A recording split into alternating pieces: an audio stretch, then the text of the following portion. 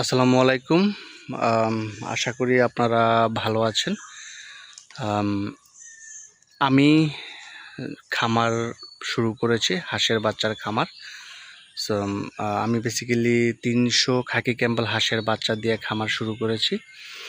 তো যদিও আমার এই ভিডিওটা আরও আগে করার ইচ্ছা ছিল, কিন্তু ভুলে যাওয়া বা ভিডিও করার প্রবণতা না থাকা কারণে হয়নি। তো আমি আপনাদেরকে আজকে শেয়ার করব যে আমার অনেকেই বলে যে কম খরচে হাঁসের ঘর, কম খরচে হাঁসের ঘর।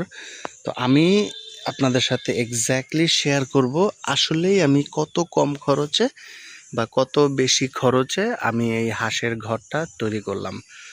যদিও আমার এক্সপেক্টেড যেটা ছিল যে এত কম খরচ হবে, অত কম খরচ হয়নি, খরচটা একটু বেশি হয়েছে।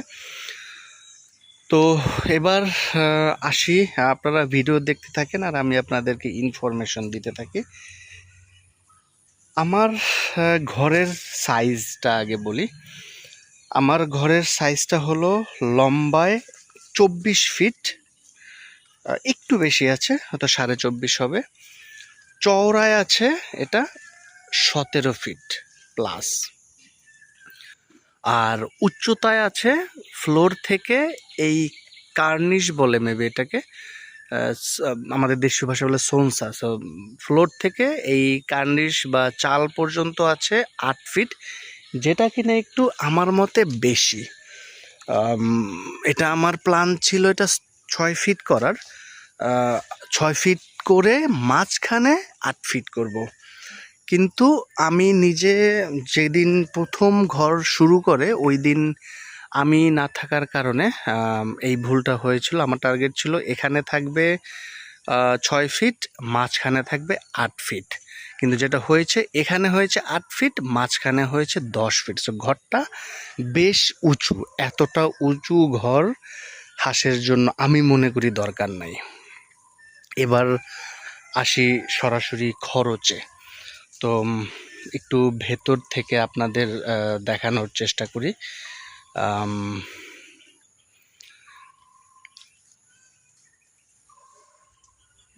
উপরে দিয়েছি তেরফাল, যেটাকে বলে, আমি বাঁশের চটি করে তারপর উপরে তেরফাল দিয়েছি। তেরফালের উপরে আবার যেটা করেছি রশি, আপনার কি বলে, রশি দিয়ে এই দিক থেকে ওই দিক রশি নিয়ে প্যাচ দিয়েছি। এরপরে যেটা আমি একেবারে নিচের থেকে আসি, যেটা আমি করেছি, বাজারে যে কম দামি যে টিনগুলি আছে সেই টিনগুলি আমি ব্যবহার করেছি।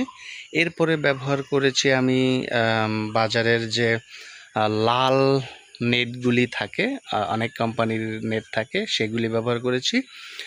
যেহেতু আমার প্ল্যান ছিল এই লাল নেট পর্যন্তই থাকবে ঘর, বাকিটুকু থাকবে না, তাই আমি প্রথম যখন এই প্রোডাক্টগুলি কিনে দেই, এটা আমি কিনি, তো যার কারণে আমার পরের টুকুর আর প্রোডাক্ট কেনা হয়নি, ওইটুকু ভুলে যেটা বললাম।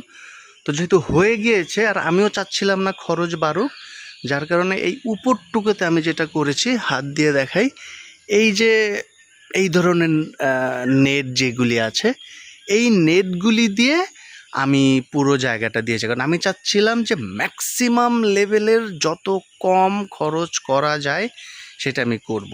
কিন্তু এখানে যদি আমি আবার এই লাল নেটগুলি দিতাম তাহলে আমার খরচটা অনেক বেশি বেড়ে যেত, যার কারণে আমি সেই রিস্কটা নেইনি। তো যেটা বললাম, নিচে নেট, তারপরে নিচে টিন, তারপরে প্লাস্টিকের লাল নেট, তারপরে দিয়েছি আমি ব্লু নেটগুলি।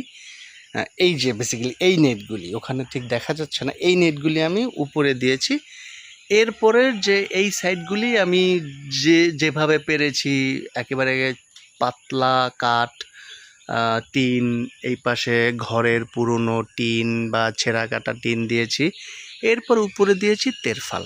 আর একটা ব্যাপার হলো, পুরো ঘরটাই আমার বাঁশের, এবং আমার পুরো ঘরটাই বাঁশের করার প্ল্যান ছিল, কাঠ দেওয়ার কোনোই প্ল্যান ছিল না। কিন্তু তারপর দেখতে পাচ্ছেন কিছু কাঠ এখানে আছে, যেটাকে বলে বাঘা।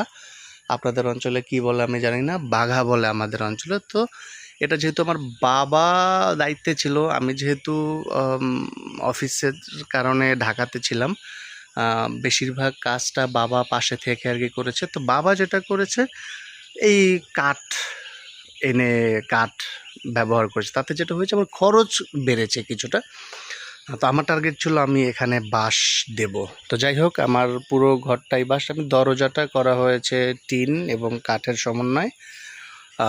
ইলেকট্রিকের ব্যবস্থা করা হয়েছে আপনার। আমি 2টা লাইটের ব্যবস্থা 3টা লাইটের ব্যবস্থা করেছিলাম, বাট 2টা লাইট জ্বালাচ্ছি। এবার আসি খরচ কেমন হলো, একেবারে রিয়েল লাইফ খরচ। এটা হলো বেসিক্যালি হাঁস আমার এখানে থাকবে। আমার এই একটা পুকুর আছে এবং এই একটা পুকুর আছে। সো আমার হাঁস যখন বড় হবে, আমার প্রজেক্ট যখন আরও বড় হবে, তখন ইনশাল্লাহ এই দিকগুলিতে বেশ জায়গা আছে আমার। সো এই জায়গাগুলি আমি ইউটিলাইজ করব তখন। তো চলে আসি ঘরে আমার টোটাল কত খরচ গেল। আমি এক্স্যাক্টলি টাকার খরচটা দিতে পারবো, বাট আইটেমের নামগুলি এক্স্যাক্টলি দিতে পারবো না, কারণ নানান সময়ে করা হয়েছে তো। সো এবার আসি খরচ হলো, আমি এখানে প্রথমে যেটা আমি কিনে দিয়ে গিয়েছিলাম সবচেয়ে বেশি খরচের, সেটা হলো উপরের তেরফাল, লাল যেই নেট বলে এইটা, এরপরে যে ব্লু যেটা, এই ব্লু নেটটা, যদিও এই ব্লু নেটটা ঠিক ঘরের জন্য না, ওই খরচটা ঘরের ভেতরে ঢুকবে না, তারপরও ঘরের ভেতরে যেহেতু আমি একসাথে খরচ হলো, ওই ব্লু নেটটা নিয়েছিলাম এই 4-5টা বাউন্ডারি দেওয়ার জন্য, যাতে হাঁসগুলি বাইরে চলে না যায়। যাই হোক, তো এই ব্লু নেট এবং আনুষাঙ্গিক যেমন তার কাটা, তারপরে আপনার কিছু রশি নিয়েছিলাম, এই সবগুলি মিলে আমার খরচ হয় 11,000 টাকা। এবং আমি সাইজটা আপনাদেরকে বলেছি যে আমার ঘরের সাইজ কত, তো ওই হিসেব করে আমি সবগুলি নিয়েছি। এখানে আমার খরচ হলো 11,000 টাকা। এরপরে আমার টোটাল ঘরে টিন লেগেছে 13 পিস, এবং অবশ্যই আমি যেটা বলেছি টিনগুলি একেবারে বাজারের নিম্নমানের টিন আমি ব্যবহার করেছি। 13 পিস টিনের জন্য আমাকে খরচ করতে হয়েছে 4,400 টাকা। এরপরে আমার যেটা বললাম যে বাঘা আনা হয়েছিল, কাঠ যেটার পরিবর্তে আমার বাঁশ ব্যবহার করার ইচ্ছা ছিল, সেই বাঘার জন্য বা কাঠের জন্য খরচ হয়েছে আমার 3,000 টাকা। এই টাকাটা আমার এক্সট্রা। এরপরে আমার বাঁশের জন্য, পুরো ঘরের বাঁশের জন্য আমার খরচ হয়েছে 3,000 টাকা। এরপরে ভ্যান ভাড়া 150 টাকা। এরপরে আরও কিছু যে আদার্স আনুষঙ্গিক জিনিস লেগেছিলো, যেমন আরও কিছু রশি লেগেছিলো, তার কাটা লেগেছিলো, তারপর তার কাটা মারার জন্য যে কি বলে ওয়াশার বা পিন, বা তার কাটা যাতে আর কি খুলে না যায়, টিন ওয়াশার বলে এটাকে, এগুলি আনার জন্য আরও 500 টাকা। তো তাহলে একেবারে সামারাইজ যদি করি, তেরফাল, রেড নেট, ব্লু নেটের জন্য 11,000, টিনের জন্য 4,400, বাঘার জন্য 3,000, লেবার লেগেছিল আমার টোটাল 3,500 টাকার লেবার লেগেছিল। বাঁশ লেগেছে 3,000 টাকার, রশি, তার কাটা, আদার্স বিষয়গুলি আরও 500 টাকা, ভ্যান ভাড়া 150 টাকা। এই জিনিসগুলি আমার লেগেছিল সব মিলিয়ে। আর একটা খরচ আছে ইলেকট্রিক খরচ আমার 700 টাকা হয়েছে। তো এই সব মিলিয়ে আমার খরচ হয়েছে 25,550 টাকা।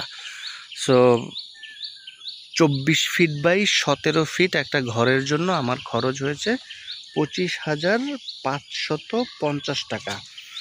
এই 25,550 টাকা খরচ হয়েছে। তবে আমার যেটা বিশ্বাস, আমি যদি নিজে উপস্থিত থাকতে, যদিও হ্যাঁ আমি ছিলাম, একেবারেই ছিলাম না তা না, উপস্থিত ছিলাম আমি, অর্ধেকটা সময় আমি উপস্থিত ছিলাম, বাকি অর্ধেকটা সময় আমার বাবা মনিটরিং করে মিস্ত্রি দিয়ে কাজ করাইছে। সো এটা পেছন সাইডটা। তো আমি যদি থাকতাম এই পুরোটা সময়তে, তাহলে এখানে খরচ হতো লেস দেন 20,000 টাকা। আমার বেসিক্যালি এইটাই এক্সপেকটেশন ছিল যে 18 থেকে 20,000 টাকায় আমি ঘরটা তুলব। এবার বলি কিভাবে টাকাটা কমতো। আমি যদি থাকতাম তাহলে কখনোই এখানে এই 3,000 টাকার কাঠ আমি ব্যবহার করতাম না। 3,000 টাকার কাঠ যেখানে ব্যবহার করেছি, এই কাজটুকু আমি 300 টাকার বাঁশ দিয়ে করে ফেলতে পারতাম। তাহলে আমার এখানে একেবারে 3,000 টাকা কম লাগতো। আর একটা জায়গা, সেটা হলো লেবার যেটা লেগেছে আমার টোটাল 7টা লেবার লেগেছে। এই ছোট ঘরটুকু করার জন্য টোটাল 7টা লেবার, কেনা লেবার, অর্থাৎ যেই লেবারগুলি সকাল 9টা থেকে আপনার দুপুর 1টা পর্যন্ত কাজ করে তারা চলে যায়। সো এইরকম বেসিক্যালি আমার 7টা লেবার লেগেছিল। অবভিয়াসলি যদি আমি প্রেজেন্ট থাকতাম তাহলে একে তো হলো লেবারও অ্যাটলিস্ট 2টা কম লাগতো, বা আমি নিজেও কাজ করতে পারতাম। তো আমার আশা যে অ্যাটলিস্ট ওখান থেকেও আমি লেবার থেকেও 1500 টাকা আমি সেভ করতে পারতাম। 2 নম্বর, তার মানে 3000 টাকা আর 1500 টাকা, 4500 টাকা। আর একটা জায়গায় আমার সেভ হতো, আমার ঘরটা যদি আমার যেই উচ্চতা যদি কম দিতাম, অর্থাৎ আমার যেটা আশা ছিল 6 ফিট থাকবে, এখানে মাঝখানে থাকবে 8 ফিট। সো এই 6 ফিট আর 8 ফিট যদি হতো, এখন যেটা হয়েছে 8 ফিট বাই 10 ফিট, 8 ফিট আর 10 ফিট। সো এই উচ্চতার কারণেও আমার লেবার বেশি লেগেছে এবং এই উচ্চতার কারণে আমার মালামাল বেশি লেগেছে। সো সব কিছু মিলে আমি এই ঘরটা আমি যদি প্রেজেন্ট থাকতাম তাহলে হয়তো বা আমি 18-19 হাজার টাকার মধ্যে আমি কভার করে ফেলতে পারতাম, যেটা কিনা আমার খরচ হয়েছে 25,550 টাকা। তো আশা করি আপনারা ক্লিয়ার। হয়তো কিছু ইনফরমেশন মিসম্যাচ থাকতে পারে, আমি জাস্ট দেখে বললাম, হয়তো বা কিছু ভুল ত্রুটি থাকতে পারে, ক্ষমা দৃষ্টিতে দেখবেন। তবে ইনফরমেশন 99% রাইট। ভালো থাকবেন আপনারা, দোয়া করবেন আমার খামারের জন্য। আল্লাহ হাফেজ, আসসালামু আলাইকুম।